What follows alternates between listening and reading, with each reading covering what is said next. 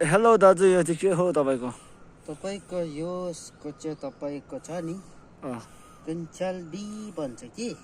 त्यो चाहिँ लेप्चा दिन बनेको कि हिन्दी दिन बनेको नेपाली दिन बनेको चाइनिज दिन बनेको यो चाहिँ लेप्चाबाट चाहिँ कञ्चाल बी भन्छ कुन कुन चाहिँ भाषा लेप्चा बन्ने चाहिँ यो चाहिँ रोङ भन्छ कि रोङ बनेर चाहिँ कुन चाहिँ हो यो तपाईको यो छ नि यो साइडको पत्ता छ नि यो अझै यो भित्र छ नि तपाई चिन्न यो अलिक देखाइदिनु पर्यो यो कोनमा छ नि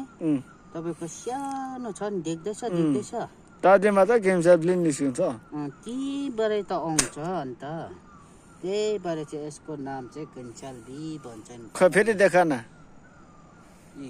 ए यो चाहिँ कञ्चाल बी भन्छ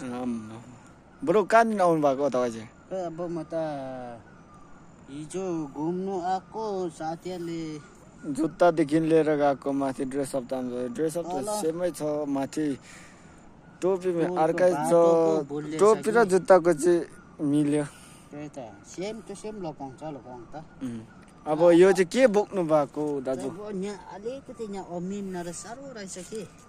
म त साह्रो हो म त यस्तो पाठहरू हेर्दै सम्झाउँदै हिँड्छु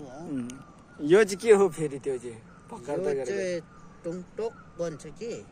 हजुर त्यो चाहिँ टुङटोक भने चाहिँ टुङटोक भन्ने चाहिँ के हो यस्तो ठुङ्दा चाहिँ जर्छ भनेको नि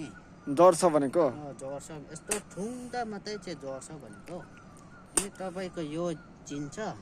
यो चिनेको छैन आज भन्नु पर्यो तपाईँले यो चाहिँ तपाईँको चेपु भन्दै थियो गेबु खनोक के भन्छ कि लेप्चाबाट चाहिँ गेबु खनोकको मतलब चाहिँ के हो त्यो चाहिँ गे भने चाहिँ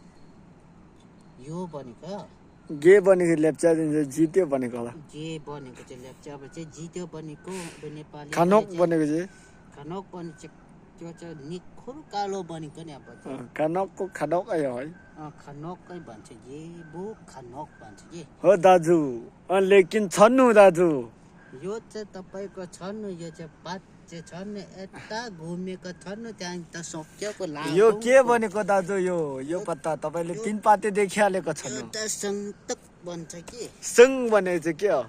सङ भनेको चाहिँ लेप्चाबाट चाहिँ कथा भनेको कि कथा कथाको चाहिँ भनेको चाहिँ के हो यस्तो छोप्छ भनेको नि यसलाई लास्टमा चाहिँ तक भन्छ नि छोपे हाल्नुहोस् हाल्नुहोस् भनेको नि ए दाजु ल थ्याङ्क यू छोपिहाल्नुहोस् भन्छ नि थ्याङ्क यू